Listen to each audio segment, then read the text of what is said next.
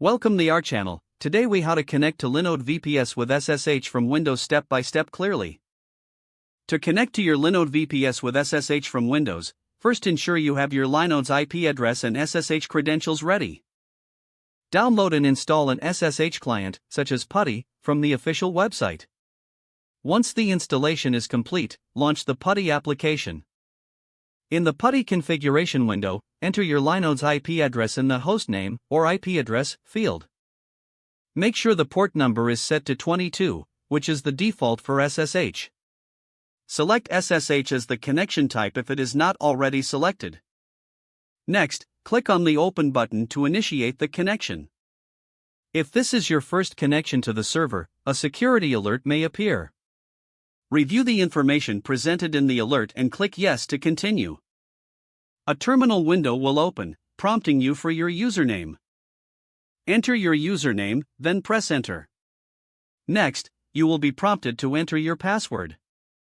Type in your password, noting that it will not display on the screen. Press Enter once you have entered your password. You should now be connected to your Linode VPS, and the terminal will display a command prompt.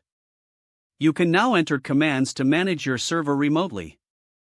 If the page does not load, refresh the browser or try again in a private or incognito window. Make sure you are using the correct email address, then retype it carefully to avoid small typos. If your password is not accepted, use the reset option and create a new strong password you can remember.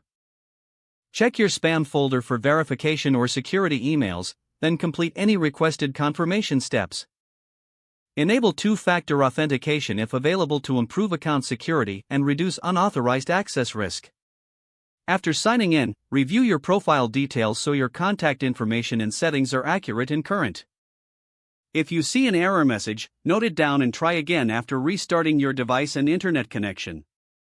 Log out when you finish, especially on shared devices, to keep your account and payment information secure. If the page does not load, refresh the browser or try again in a private or incognito window. Make sure you are using the correct email address, then retype it carefully to avoid small typos. If your password is not accepted, use the reset option and create a new strong password you can remember. Check your spam folder for verification or security emails, then complete any requested confirmation steps. Don't forget to like this video and subscribe to our channel for more step-by-step tech guides.